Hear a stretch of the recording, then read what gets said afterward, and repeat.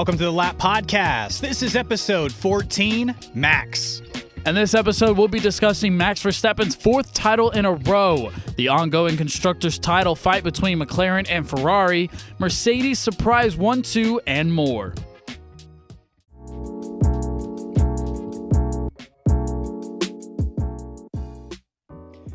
Four-time world champion. Four-time. Way to peak right off the jump, by the way. I'm sure our listeners are going to love that. We have a four-time world champion in our midst. Most of the time, I'd start this weekend's race with the race winner, But this is, of course, a special exception. Red Bull's Max Verstappen, now a four-time champion of the world. Max among 33 other world champions in the history of the Formula One World Championship, joining the ranks of Red Bull legend Sebastian Vettel, McLaren and Williams legend Alan Prost, as drivers who have taken the top spot four times, as only Juan Manuel Fangio, Michael Schumacher, and Lewis Hamilton have more single titles. Two races still to go this season.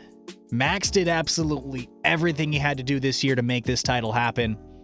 And while it feels like so long ago that Max was winning every weekend, starting this year with 7 wins out of the first 10 races, then snagging his 8th win in an all-time drive in Sao Paulo, put the nail in the coffin effectively. I mean, there was a mathematical chance for your boy to pull it out, but Verstappen earned it, man. Best driver on the grid. My question to you, Kevin Walker, even amidst the turmoil of not having the Drivers' Championship still on the table, is this Max's final title with Red Bull? That's a good question. Is it his final title as a Red Bull driver? I think for the foreseeable future, he's going to be a Red Bull driver. Obviously with Ford coming in, and changing things, they won't be running under the Honda engine anymore. So I think that is subject to change as far as is Red Bull's dominance going to continue. I don't think it will be his final driver championship in the Red Bull car, but I do think it will be his final championship in the consecutive order. Yeah, you think there's going to definitely be a break next year? I think there's definitely going to be a break. It maybe not a long break, but 25 I don't think is his to take. Yeah. I'd say over the course of his tenure with Red Bull, as I assess the change, as I assess things that have begun to shift, right? I think I 100% agree with you. Next year doesn't feel like it's Red Bull's. And that's wild to say for the first time since these regulations began. His final title with Red Bull overall, I think I'm going to go, maybe it's a hot take to say this, and look, again, we're still crediting Max for what he's done, but I think this is his final title with Red Bull Racing. Really? I think I do. And because they've been pillaged on the engineering front, you've lost Adrian Newey, which is massive, especially from the aerodynamics perspective. Like what Red Bull have always kind of had in their corner is the aerodynamics being a step above everybody else to compensate for at times a lesser power unit, right? The scandals, the headaches off the grid, the car more or less has reached its ceiling in this regulation, and while they'll still probably be competitive, I don't see him consistently fighting at the front. You talk about next year, McLaren, Ferrari, and even Mercedes at times this season have looked quicker. The loss of Honda as the engine supplier in 2026. We got a big mystery with Ford coming into this picture to help build Red Bull build the Red Bull engine. And I think that's what's going to determine Max's tenure with Red Bull. Like if Ford comes in and they're humming from the start, and there's not a lot of bumps in the road, then I think Max will stay. I think he'll re-sign and he'll stay. But if Ford comes in and it doesn't appease Max, he's not able to immediately contend or immediately keep fighting for these driver titles. And Christian Horner can't make him stay. There are teams on the grid. Yeah. We'll talk about it later on. There's going to be an 11th. There's teams on the grid that will pay Max the money that he needs and give him the car he wants to keep his reign, to keep his will to win driver championships alive. That's where the caveat comes in, right? Of like with Red Bull. So that's where I'm thinking, I don't think Max is ever out of the question to become another world champion. I just don't see it happening with Red Bull. I think it all varies on Ford. I think it all depends on how Ford gets into the sport and how well they are and how well they do. I mean, yeah, I could be completely mistaken on this, but I don't know that Ford has been in Formula One before. I mean, maybe they have way off into the future, and you can check me on this, but even the re-entry possibility, they certainly haven't been in quite a while, if they have been. This would be, they were back in 1967, which I don't know how you don't know that. It was a long time ago. No, they have been in F1 before. Quick history note: they've had 10 constructors championships, 13 drivers championships, 174 Grand Prix victories. Their last participation in F1 was back in 2004. So almost 2 decades later, a little over 2 decades later, in 26, that's when they'll be making their return. So, yeah. So your point being that the Ford partnership has to really hit the ground running in 2026, I think is exactly correct. This is where it's going to be contingent. Thank you. Well, yeah, I mean, you're welcome. You made a great point. It's the correct point as well. Max has been very vocal about only really wanting to stay in if he feels like he can fight for championships. He's not there to be in a middling car. He's certainly not there to be a part of the back markers. He's also made his intentions very clear that he doesn't want to race until he's 40. Yep. So the window for Red Bull is quite literally until the end of this contract. And even there are clauses within the contract as we've gone over the course of the season, as Red Bull have started to hit this turmoil of lack of performance. Could he leave to go to Aston Martin, right? Could he leave to go to Mercedes? Could he leave to go wherever, right? Because if Max doesn't feel like he has a chance to win, I mean, admittedly, he's not going to be there. He is of the caliber of a driver where he is going to have options if he wants to move. People will move heaven and earth to make it happen. He is incredibly talented. He's a reigning champion now. Once again, excuse me. So I would say, as far as Red Bull, and asking this question right now, I would say yes. This is his final championship with Red Bull. I think that very much so, like every other great driver in the history of Formula One, we will see Max with another team at some point. All great things come to an end. Well, it's like across sports, right? I mean, we talked about our affinity for being football fans for a long time. I'm a Patriots fan. Tom Brady being, not becoming a Tampa Bay Buccaneer, leaving the New England Patriots was massive. It was very impactful for me, but to see him go on and win a championship elsewhere was still incredibly cool to see. Lewis Hamilton might have that opportunity next year with Ferrari. Obviously, he spent time with McLaren before becoming, it was a world champion with McLaren before coming to Mercedes to win 6 more. So, I just see this as Red Bull have finally hit their ceiling. It's been a great ride. It's been awesome. I don't think they're going to be bad, but unless this Red Bull partnership comes out swinging, and I mean swinging hard, Mike Tyson in his prime, not what we saw a couple weeks ago. Boo. I think well, I mean, whatever. I think that Max's time with Red Bull, we're kind of seeing it slowly crumble and fade away. Like I said, all great things come to an end. You look at the Patriots dynasty. You look at any dynasty you ever want to think of. The Chicago Bulls back when they were reigning champs. All good things come to an end. Dallas Cowboys. Well, I was never alive for any of that good stuff, just the bad stuff. But no, like all good things come to an end. It's just the natural things that happen in sports. Mm-hmm. People leave for better opportunities. Money gets thin. Contracts get bigger. Stars get bigger. The platform gets bigger. You get a target on your back every single year. And look, let's be honest. Let's call a spade a spade. This is not Red Bull fighting for constructors as long as Sergio Perez is in that second seat. Yeah. And we'll definitely be talking about Sergio. They have put all their chips in. They've gone all in on Max. Mm-hmm.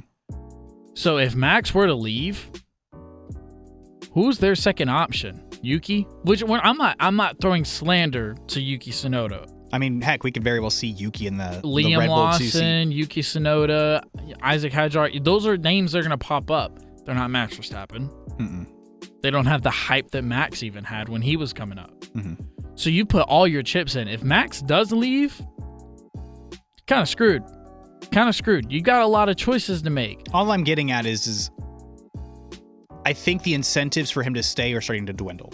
I would agree, but all I'm saying by what I guess to tie it all back, by putting all your chips in, you've got to get it right. You've got to put all your efforts into getting this partnership with Ford and continuing Red Bull. You've got to get all this turmoil out. You got to get all these negatives out because you're all in on Max and you're going to keep fighting for drivers' championships because that's obviously the motive. You're not really drivers and constructors. Well, I mean, if you're getting Checo Perez out of that seat, sure.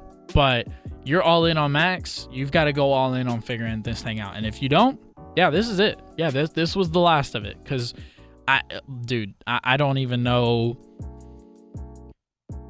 Something insane would have to happen for Red Bull to be contending for a driver's championship next year. Well, in 2026. Max Bull to be standing. Max Bull to be contending. Yeah, there's just so many dwindling pieces at Red Bull at the moment. Again, Newey leaving, so many. It happens with every championship level team. Right. There's going to be turnover. People are going to leave. They're going to try to find new challenges. And I just see that the downward trend is beginning. Like we are starting to see it towards the middle part of the season or a little bit earlier than the middle. And Max getting the win in Brazil, obviously solidifying the drivers' championship, but losing out on the constructors, you see that as an overall team that the dynamics are just changing. On the grid, the dynamics are changing. Which makes you... The top dog on the grid, whoever's the quickest right now as far as just an overall car, it has changed. It is no longer the Red Bull. So unless something miraculous happens in 2026, which Ford hasn't been in the game for 20 years, all credit to them still, excited to see them come on. Right. But we're not expecting them to walk on and immediately be firing on all cylinders. This is a championship level team once again. And Max is going to be, I'm going to re-up and stay until I'm 36. Yeah. I just don't quite see it happening so perfectly, especially from a personnel perspective. When you lose so many key figures within the team, Audi picking up their one of their top people as well, outside of even just Newey leaving. Their Audi's team principal incoming was a former major piece within Red Bull. Yeah, and like I said, I mean, that's a good point to bring up. Everything's going to start dwindling from the top down. And, yeah, I mean, we'll see what happens. But you know what? Let's focus on the now. Let's not bore the people with the future. Congratulations, Max. Yeah. Well deserved. It was always pretty much in your grasp. How do you feel saying that? When I look down the road and hindsight 2020, and I look back on 2024 and it's 2030, and Max is probably retired by then at this rate, and I'm like, you know what? If I'm gonna lose, being a McLaren fan, if I'm gonna lose the World Driver Championship to one person, and Max Verstappen is that guy, doesn't sound so bad. Because he's probably going to achieve some great things before he's done. He's already achieved being a 4-time world champion, which that in and of itself is an incredible feat.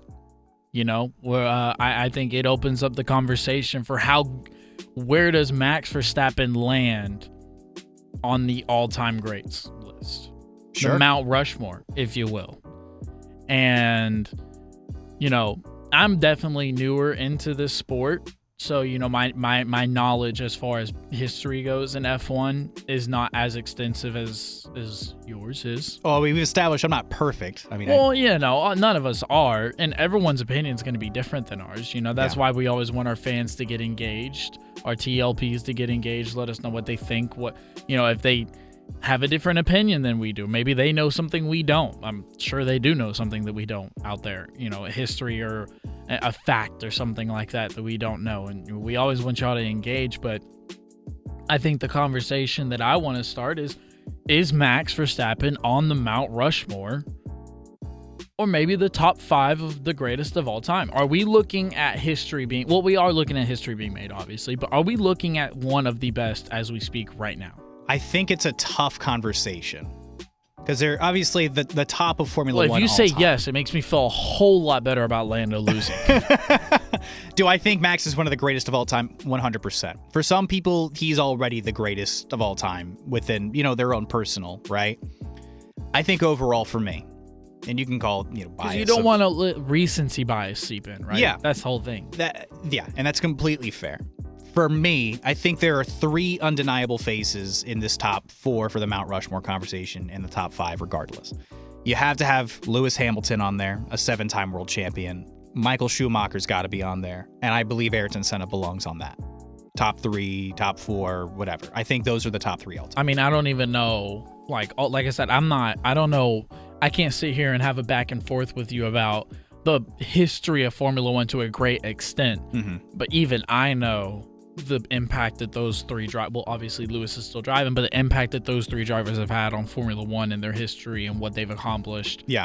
I mean, we talk about Lewis on an ongoing conversation basis because he's still racing and he's still competing at a high level. I mean, and who knows how good Ferrari's going to be next year. Hamilton could very well be the first 8-time world champion next year. Not to get too ahead of ourselves. Right, but of course. There's a possibility, right? But he's still on that Mount Rushmore nevertheless. Yeah, most race wins all time. It would be insane to not put him on arguably in the conversation for not just top 2, but just to be the number 1 all on his own. Right. With all due respect to Michael. But the battle for 4th place, right, in this Mount Rushmore conversation, it becomes very challenging. Max has had so much success during this era of Formula One. He's been, again, a 4-time world champion is nothing easy. Regardless of how good the car is or isn't, you still have to come out and perform consistently. I mean, try to do that on F1 24 or something. Try to go win 4 straight natties, sorry, wrong sport. Try to go win 4 straight driver championships. Yeah. You win not on the easy level either, guys. Come on, challenge yourself, please. No, but Max has done so many incredible things at this stage already, and at just 27 years old, right? We're probably not going to see him drive as long as Lewis has driven, because he's been very vocal about that. But even at just this stage of life and at this stage of his career, to be a 4-time world champion with as many wins and as many accomplishments, mind you, also the most dominant Formula One season in history of the sport, winning all but, I think, 4 races collectively, and his team only losing 1 race collectively the entire season last year. I think if anybody wants to put Max in the top 4... And having a song named after him. Yeah, that too. If you want to put Max on your Mount Rushmore, I think it's very valid. However, there are also some other huge names that we got to talk about. I already mentioned Sebastian Vettel, another 4-time world champion with Red Bull, had some incredibly challenging drives for those championships against the likes of Fernando Alonso in his prime, against the likes of Lewis Hamilton as well, Nico Rosberg, an up-and-coming Daniel Ricciardo who was winning alongside him at certain times as well. There's been a lot of very, very, very good talented drivers within that, right? If you want to put Sebastian Vettel in there, I think there's a conversation, but I would probably put Max over Sebastian Vettel at this point in his career. Juan Manuel Fangio, we're going way back, 50s. 5-time world champion, bridging that gap between, Lewis and Michael to Max, and Alan Prost, who I mentioned a little while ago as well. There's some other incredibly, incredibly talented drivers here. And I'm not trying to make this entirely a conversation of just championships, because we lost Ayrton Senna after he won his 3rd championship in a tragic accident. Probably would have won his 4th title the year that he died. It was very possible. So that's why Senna makes my top 3, regardless. I mean, also the level of inspiration that Senna gave to so many people. Max's favorite driver was Michael Schumacher. Hamilton's favorite driver was Ayrton Senna. Ayrton Senna is still a number of people's on the grid currently and coming into the grid's favorite drivers of all time. So I think there's a lot of conversation to be had. Personally, it's Hamilton, it's Schumacher, it's Senna. I would probably put Max in there. It's a tough conversation to have, because I think you have to respect the OGs. Well, you can't say probably. When they were building Mount Rushmore, they're like, probably do. Yeah, I know. But so is he in or is he out? For me, I think he's in. Again, is he in or is he out? He's in. Okay. To make it more concrete. Literally. Quite literally. But I think it's a fair conversation for others to be on there too. If Max wins his 5th along this road, I mean, that's definitive for me. Right. You have to put him on there. Then the argument starts top 3, right? Yeah, I think the argument begins with the top 3. But even still, I mean, just, I don't know. We're giving a lot of roses. We're cutting hairs at this point, right? Yeah. I mean, he's up there. I mean, there are other amazing drivers I haven't even mentioned, like Jim Clark from way back in the day as well. Won 2 world championships, but was another driver tragically cut short. You look at Jackie Stewart, who won 3 championships, raced during, again, peak, like, unsafe conditions from, like, in the 70s, you know what I mean? Like, drivers dying constantly. And that's the conversation that a lot of people are going to have. And, again, you look at football, you look at baseball, you look at literally any sport ever. The conditions have changed, the times have changed, the requirements have changed, the standard has changed, the cars have changed in this sense. Oh yeah. You're comparing way different, tracks, you're comparing conditions, you're comparing times, you're comparing everything at this rate. And I know that you can sit here and be like, well, Max raced in this era, and you're comparing eras at this point. But I think it's undeniable to say that Max is one of the most talented drivers of all time. Exactly. And the championships and the success reflect that. All you can do is compare them to the era that they raced in. Mm-hmm. I mean, and that's it. I mean, yeah. I mean, however you want to cut it, he did beat Lewis Hamilton in 2021. As much as it pains some people to hear it, as much as it pains me to say it, the reality is he still has that championship on his trophy, yes. on his trophy case. Excuse me. He's incredible. He's an undeniable talent. I think he's on the Mount Rushmore. 4 times. For me, he is, unless something changes that within the future, right? As it stands right now, today, as of the day of recording this, dropping this on Thanksgiving, by the way. Happy Thanksgiving if you're listening to this. Yeah. Also, if you're listening and you're not from the United States, what do y'all do for Thanksgiving? I think that's a fair question. I don't think everybody else in the world celebrates Thanksgiving. No, I don't think so. That's what I'm saying. So what do y'all do? Well, I go to work. It's a regular Thursday. Do y'all... I listen to the Lap podcast. Do y'all commemorate with maybe a ham? Do y'all know what stuffing is? Have y'all ever heard of the turducken? Cranberry sauce, yes or no? For me personally, or are you just asking our just TLPs? general listener? I've never had it. I can't say I go for it. No. I had sweet potatoes. How do we feel about pumpkin flavored anything? Pumpkin pie? Flavored everything. You're a fan? Oh yeah. Some people hate it. Well, I'm sorry to those people that your taste buds like are flawed. I'm a pumpkin pie fan, but I only have pumpkin pie on Thanksgiving. Well, I'm also not gonna overdo it. Yeah. You know what I mean? Like, I love pumpkin spice and pumpkin flavored things and pumpkin smelling things, but I don't want to overdo it. Sure. I'm trying to think of some other Thanksgiving related things. Do you say pecan? Pecan. Okay. Although I've been known to say. Nope. Don't. It's not. It's pecan. It's pecan generally for me. Yeah. Okay. Yeah. Good. Not pecan. Pecan. It's pecan. If you say it a little too quickly. Pecan. I spent some time out in Appalachia. There are a few different ways to say things out there. We've had this conversation on different things to say. Let's bring this back around. All right, so Mount Rushmore. For you, yeah, because I've given mine. You pressed me for it. You pretty much, I don't want to sound like a broken record copycat, but I would agree with what you said. I mean, like I said, my recency bias is is only what I know. What I know is Lewis Hamilton and Max Verstappen. And I know the greatness of Michael Schumacher, and I'm aware of the things that Ayrton Senna has accomplished, given my McLaren background and such. So, I agree. I mean, I'm sorry. Yeah. I'm not going to sit here and debate back and forth. Maybe in 10 years we'll revisit this conversation. I got to get you to watch some older stuff, too. I've gone back and watched a good chunk of things from the past. I haven't watched everything, of course, but I've watched a good chunk, and I've seen a lot. I mean, there have been some great presenters out there. If Formula One wants to sponsor me and give me F1 TV, I'm all for it. But right now, your boy ain't got the money.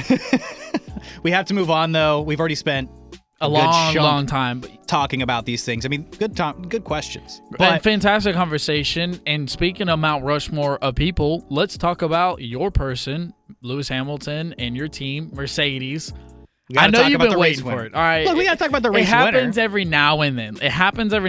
Where Tristan comes in here, he's all giddy because he knows we're going to get to talk about Mercedes. And it's not that, Mercedes had a bad weekend. Or they were mid. We got to talk about them later on the podcast because it didn't do good. No. If it wasn't for Max winning a literal world championship, we would have talked about them first. Yeah, this would have been the topic. Congratulations. Thank you. To your Mercedes. I'm trying not to be... No, you're a gracious. I'm not trying to. You're a gracious fan. You're not a sore loser. It's okay. We don't really have to talk about McLaren if we don't want to. Oh, we will. So we don't have to, though. We're going to. We have to do it for the people. Look, going into this weekend, I 100%. I mean, you heard me on last podcast. I didn't expect Mercedes to do anything, really. I mean, I think, what was it, 2-3 weeks ago, we were like, yeah, they're not playing spoiler. I mean, no. We said Ferrari were going to play spoiler. We'll talk about them later. And we'll get there. But, like, I expected them to be sitting in that P4 to P7 range, and they absolutely dominated from beginning to end this weekend. I mean, every practice session topping the charts. George blitzed qualifying. A pair of failed attempts by Lewis, unfortunately, so he had to start in P10, but eventually named driver of the day on his way to finishing P2 and only finishing like 5 seconds behind George at the end of it all anyway. Look, talking about George, I'm so happy for the guy. 100%. Because he lost Spa by a minor amount of weight. You know what I mean? Oh, yeah, you're right. So, like, on a bold strategy call, put it all out there, and then was disqualified from his third race win at the time. Losing that win to Lewis, his teammate, but he kept his head up. And this win feels incredibly vindicating. Yes. Like, honestly, here's the other part of this, too. George now leads Lewis by 9 points after overcoming that points loss back at Spa. A pair of weekends to go. Russell deserves, in my opinion, some real credit for being so competitive with Lewis over these past 3 years.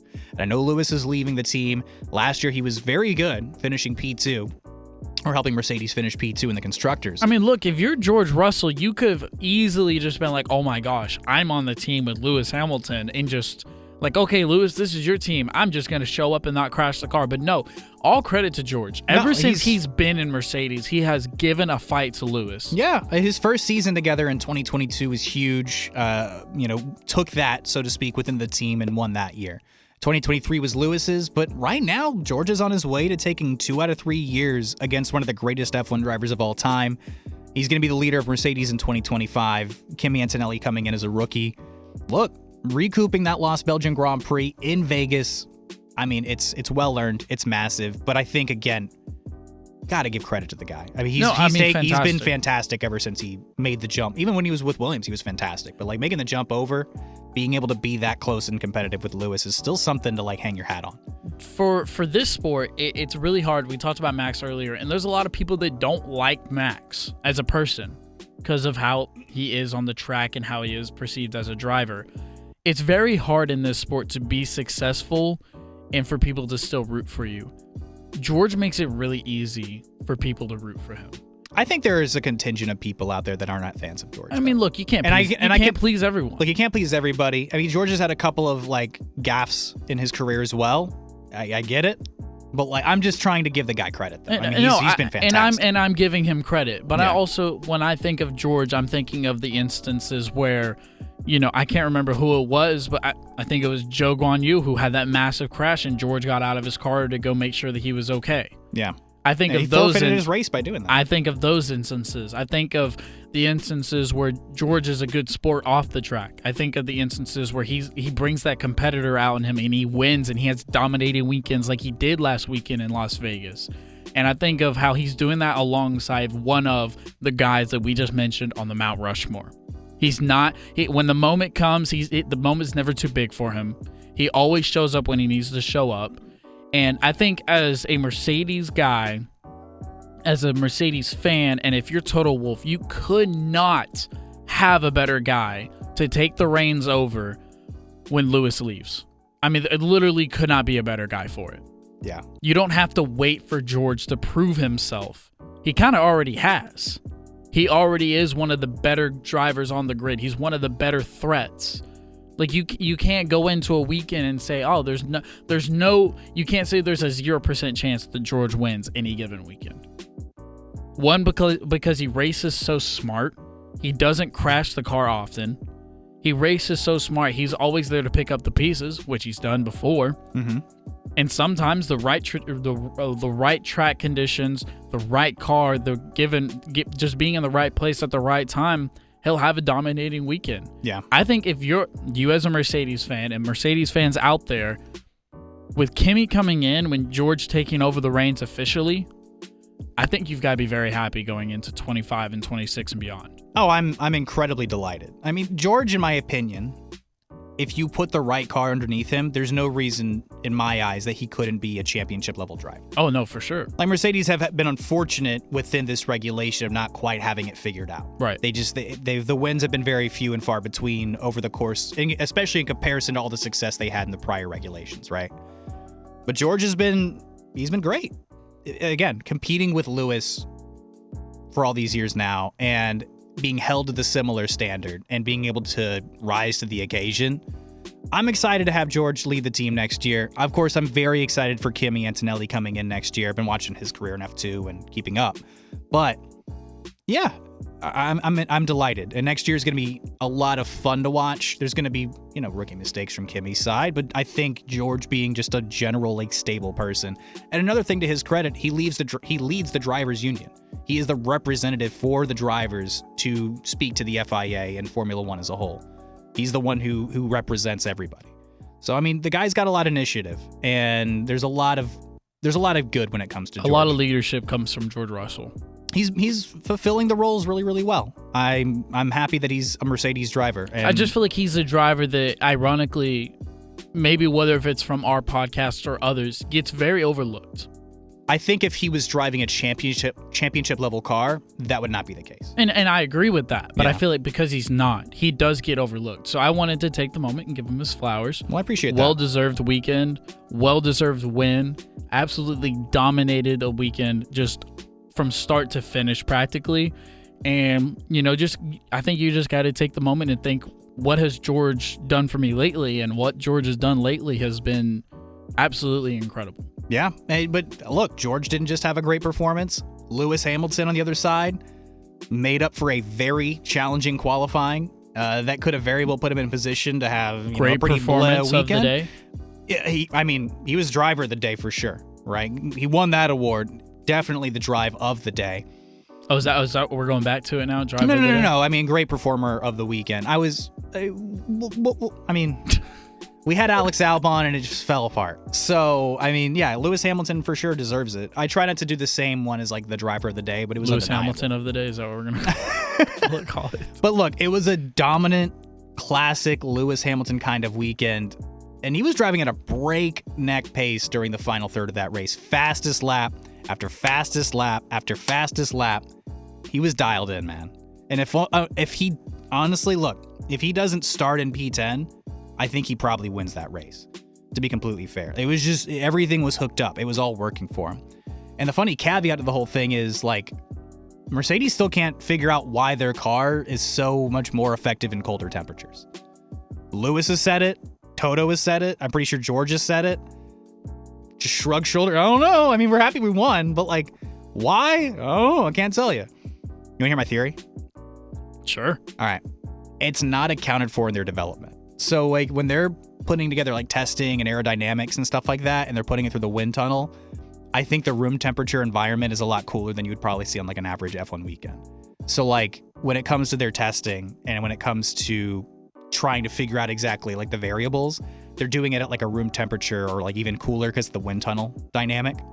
Well, because I think I saw a report that said that the internal simulation for Mercedes had Lewis finishing P5 or P6. I didn't see that, but I believe it from a P10 perspective. Yeah. Well, yeah. I think in going into the weekend, that was I see. their estimated best result or something. It was something to that tier, like that P5, P7 range, somewhere around there. So, but that's my theory on why they can't they're not sure why it works so much better in cooler conditions. Every time it's been a bit of a cooler than expected race, Mercedes performed. Canada, now Vegas, right? Spa was fine, temperature wise, but in Silverstone, very interesting weekend, but cooler temperatures there as well. Just turn up the heat a little bit. I don't know what to tell you when you're developing the car. I don't know. Turn up the heat, and that's when McLaren shows up, apparently. Yeah. Speaking of which, McLaren. I mean, look, a weekend to forget for your boys, man. A terrible weekend for McLaren. They lost out to Ferrari by 12 points, cutting their constructors' lead down to just 24 with just 2 races to go. But as well, what do we have this weekend, Kevin? Do you know what we have this weekend? We got a sprint this weekend. So even more So points that means opportunities. it's Oscar Piastri weekend. It's Oscar's weekend. But look, it was a forgettable weekend for McLaren. They just couldn't figure out the conditions. I think Norris so far behind pace. Everybody on the McLaren pit wall were basically voicing the same thing. They just couldn't quite figure out. 43 seconds behind George. Tough. So I mean, look, cooler temps. They're just not dialed in. How are we feeling after that weekend as a McLaren Not fan? fantastic. Not great. I'm not even gonna lie to you. I'm not even gonna sugarcoat it, man. Like, it was one thing to lose the world championship because it was like, we were kind of fighting from behind. We kind of saw Max. it coming. Yeah, I mean, like it was like, it was a fun conversation for a while, but like we kind of knew Max was gonna win it, especially once he clinched Sao Paulo. It was like, okay, yeah, it's definitely Max. And so I was like, okay, that's fine. Like, we still got, we're still gonna hold on. We still got to work on holding on to constructors. And dude, like, Ferrari is firing on all freaking cylinders right now. It's not even just Charles, like we were talking. Like, oh, Charles is doing really good. He's finishing off the year really good. No. It's literally Ferrari as a whole because Carlos is putting it together too. Like, he's like, I'm going out on top when I go on my way to Williams. Those passes over Max, how much further ahead were they? I mean, it was within like 2 or 3 seconds of each other. To fight off and like pass Max towards the final laps of that race too was just huge effort from Charles. Max was almost 6 seconds behind Carlos. Behind Carlos? Yes. Okay, but I'm talking about Charles. Oh, behind Charles? Just about 2 seconds, a little over 2 seconds. So like, but that's about maybe like 2 laps distance for them. I mean, like a separation. Like that's still pretty close from Max. That was a late overtake by Ferrari to get those extra 2 points, if I'm not mistaken. Yes. So like Ferrari, even while they're squabbling and Sainz is annoying his teammate, per referencing the "can you ask him in Spanish?" Ferrari still have it figured out. And McLaren do not. Apparently. But hey, you know what? Hotter temperatures, you know what that means. Apparently, we're going to show up and... I mean, it's going to be a lot warmer in Qatar. Do some Formula One. Look, it's going to be around 18 degrees Celsius. I was doing some researching. It was 5 degrees Celsius in Vegas. We don't do Celsius here. I mean, I don't know what the conversion is. I was just doing my research here.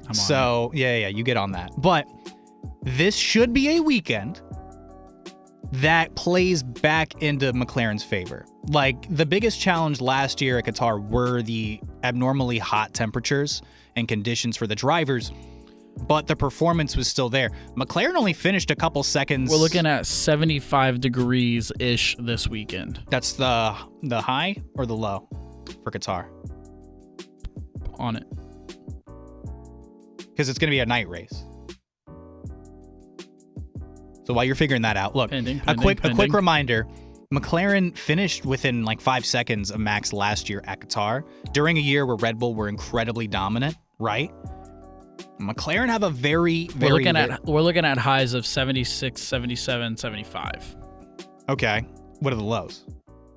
60, 64, 65, 64. That's a cooler weekend generally, but it's not like super cold. It's not Las Vegas. It's not Las Vegas cold. So it's back into the temperature window that works for McLaren. Reminder. High winds. I mean, high winds are high winds. They had that problem last year too. But the biggest things are degradation, and McLaren overall have been a lot softer on their tires. Ferrari have better race pace than qualifying pace, which is where I think that becomes the battle, is if McLaren can nail qualifying. Last year, they did have a really strong showing in Qatar. Again, finishing within 10 seconds of Max last year was kind of an achievement. So they locked out the podium on the actual race.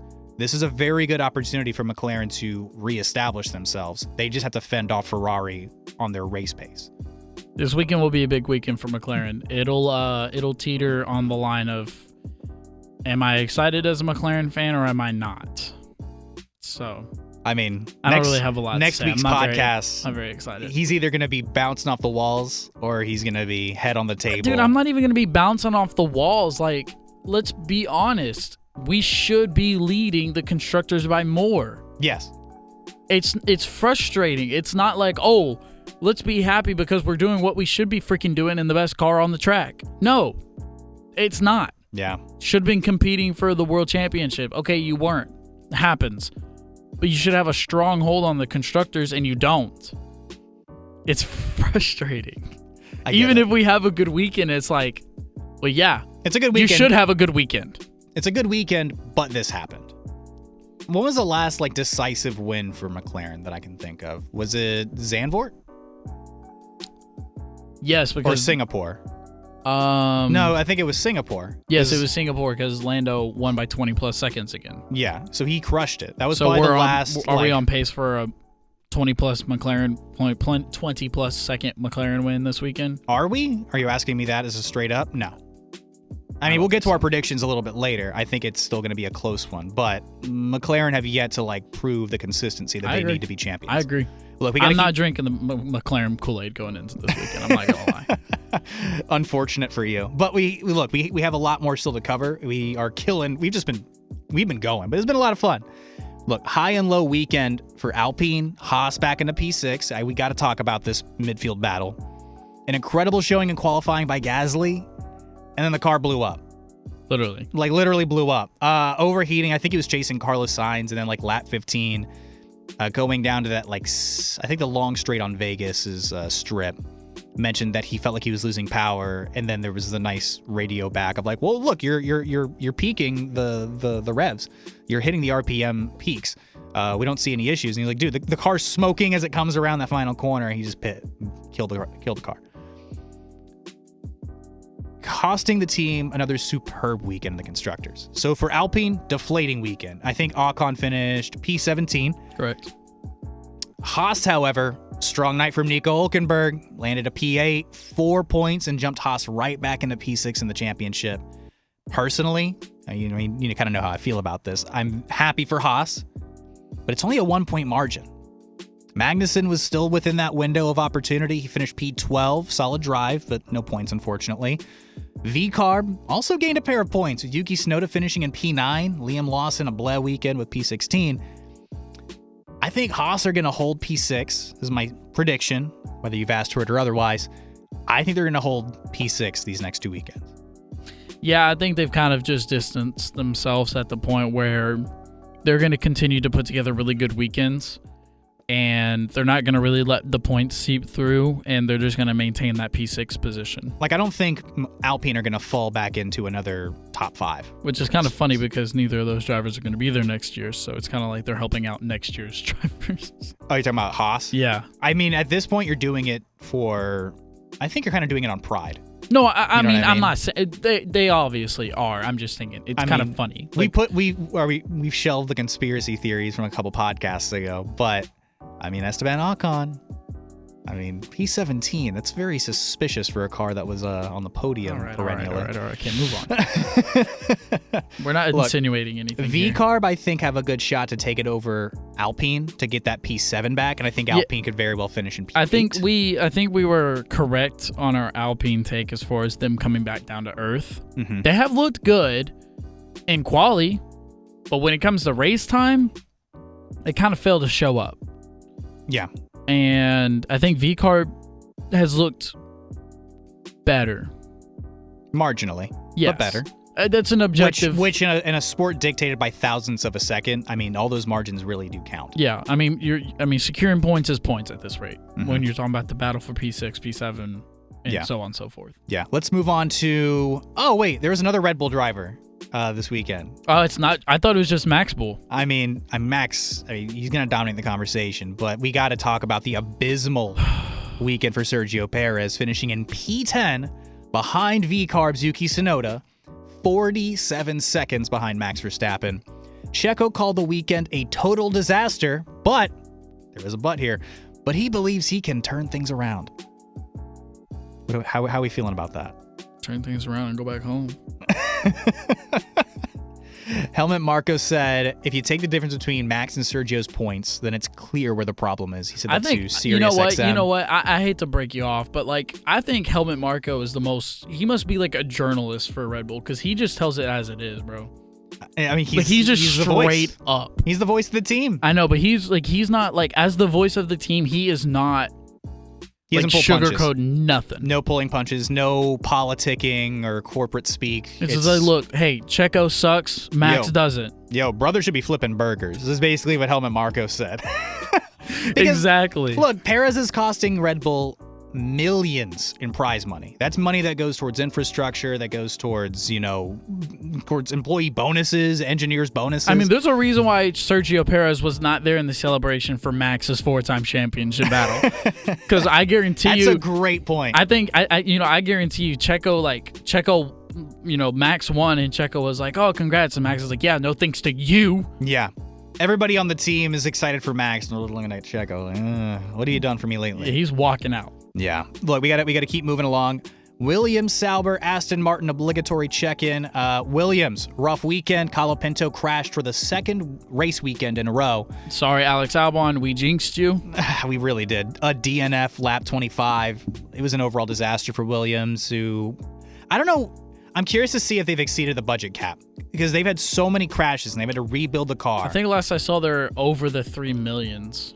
For the disaster championship. I think they lead it. That's a lot of money they have to be leading it. There's no way. It's not just a lot of money, but it's a lot of money for a team that cannot afford leading the destructors. Look, Doralton's been really good about financially backing the team, but the budget cap still exists. You can only do but so much within those confines. I'll look it up. I think I know Sergio Perez individually, if I'm not mistaken, was leading the Destructors Championship at this point of the year. He was. Because Logan Sargent, got the axe. But as a team, it has to be Williams far and away. I'm trying to remember how many times this year they've just destroyed the car on track. And in Sao Paulo, 2 DNFs by Albon and Colapinto, 2 big crashes. Sargent and Zandvoort, Sargent in Spain, if I'm not mistaken. They crashed a lot this year. Crashed a lot. Did we find a number on how much they've spent? How much Williams has spent? Yeah, a speculation on how much they've had to spend this year just repairing the car, the Destructors Championship, if you will, standings. Because it's got to be, if I had to guess, and you'll find this number as I'm talking, I got to guess it's over $6 million or pounds. They're just saying it's 3 million plus. Yeah, it's got to be over 6. The amount of work and time and effort they've had to put into those cars. You know who doesn't get any sleep? It's got to be those Williams engineers, man. Did you see the defeated look of the Williams engineers when Colapinto hit the wall? Oh, yeah, I saw. It's been a long night, again. They're too good of drivers to be making those mistakes. I mean, Colapinto is effectively a rookie. They've got to get that stuff ironed out. Rookies are supposed to make mistakes like that, I understand. But at this point in the season, you got to feel for these guys. Doralton has to be look, budget cap aside, we're giving these guys bonuses this year. You have to, because they put so much time and effort and energy into rebuilding these cars over and over and over and over again. Sauber, Zhou Guanyu almost scored a point this weekend. So I'll soft golf clap it here. He almost did, until Sergio Perez had flashbacks of being a better driver, and he sent Fernando Alonso and Zhou Guanyu back into the nether realm in a car that shouldn't be that far back. The rant's over. I get it. But look, that's why. Aston Martin had the weekend we expected. Fernando Alonso P11, Lance Stroll P15. It's inoffensive, but again, unremarkable. But I want to move on to the big news before we hit our predictions. And if you've been listening this far, 48 plus minutes in, probably been wondering, why haven't these guys talked about the 11th team joining the grid in 2026? GM Cadillac going to be on the grid after the end of these current regulations. We have one more year to wait, 2025, and then 2026, we will have another pair of garage doors open on the grid in the paddock. Another team on the grid, 22 cars starting in 2026. GM Motors, otherwise known as... General Motors, you mean? You said GM Motors. Yeah, so General Motors. Yeah, sorry. Doesn't matter. They're going to be called Cadillac. It's going to be another American team on the grid. So there's that. I guess a more fancier Haas.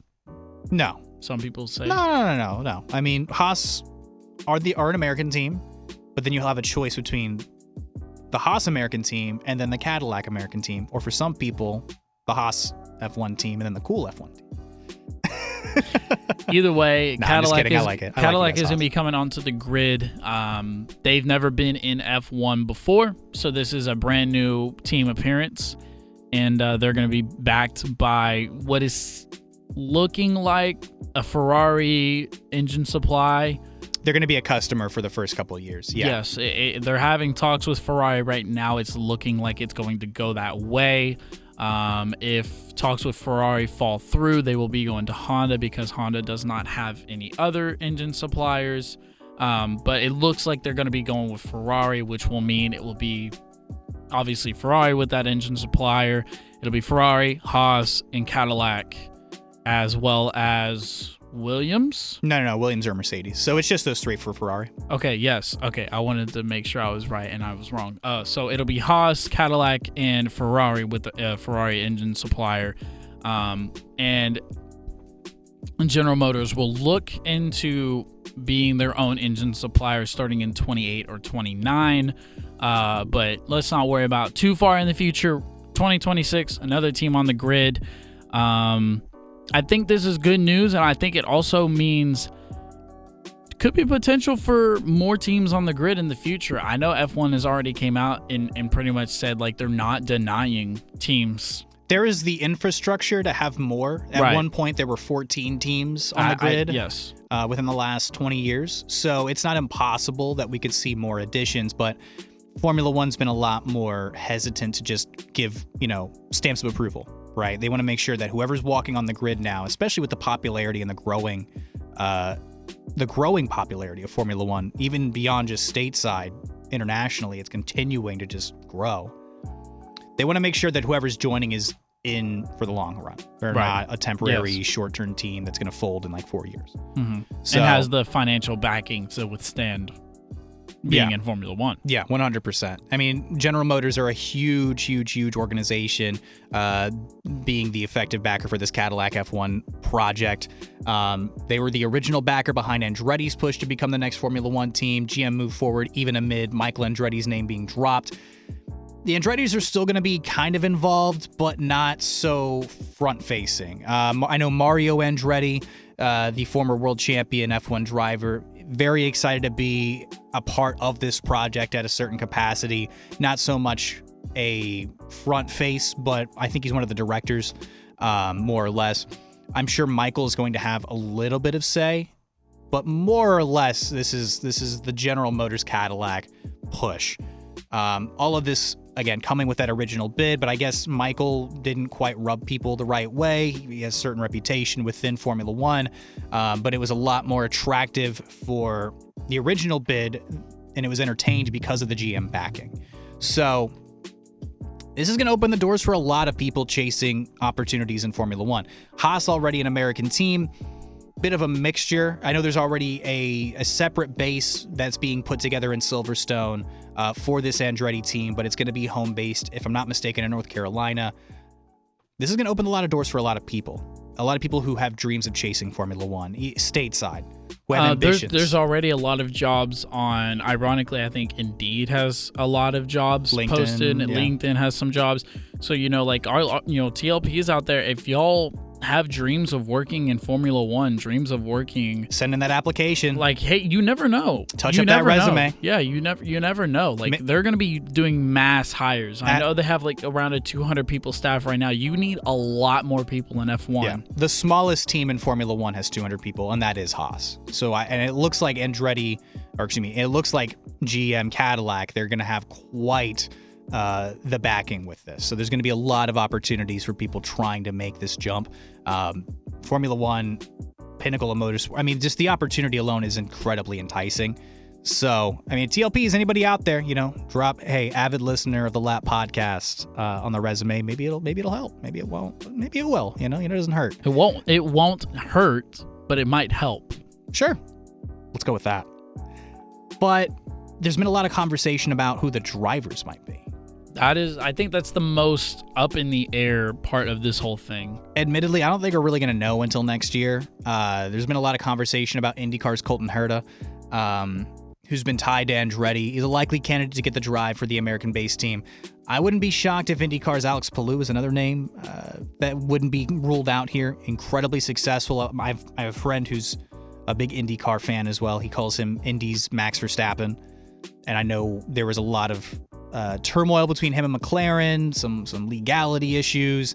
about an agreement and then backing out of the agreement. But I think Palou's opportunity to join Formula One, even if it's with, this GM-backed team, it's very possible. IndyCar fans, if you're listening to this, let us know who you think hops in that seat. Overall, it's exciting, man.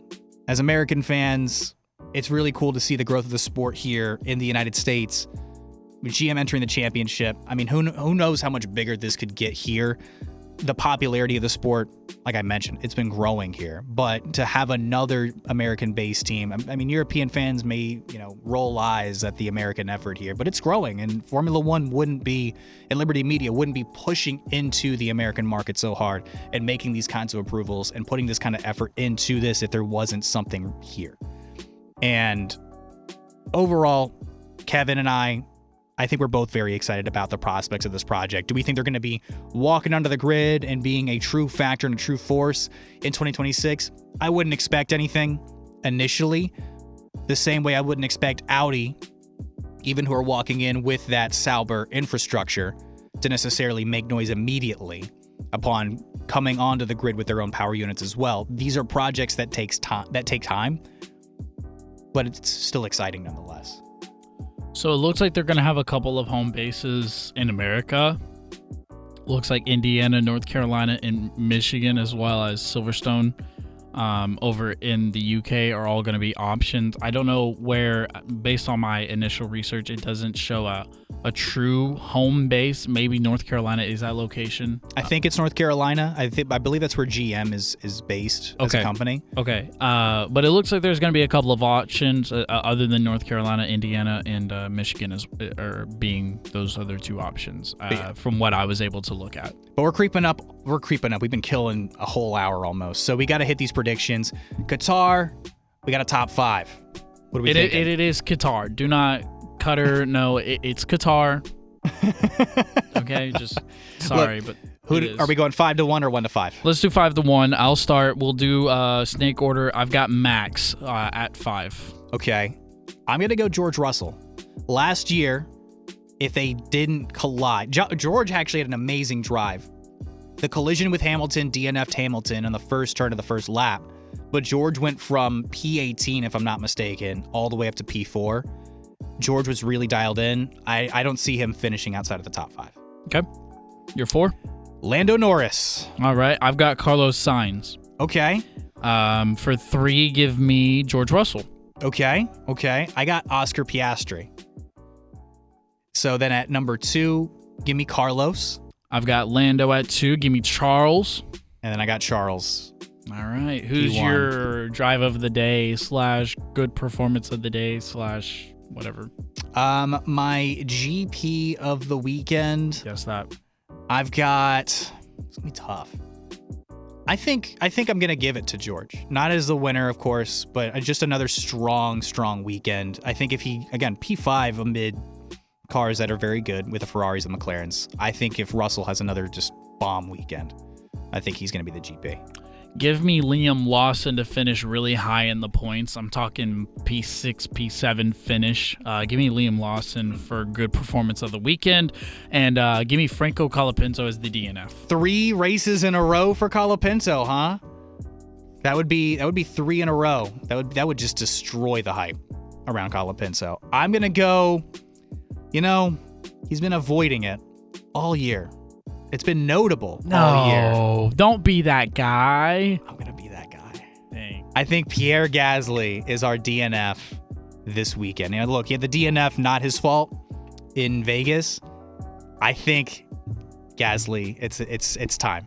There's gonna be. That's just wrong. I look, kind of for the memes, but I had to go there. I'm gonna go Gasly. His time has come. All right.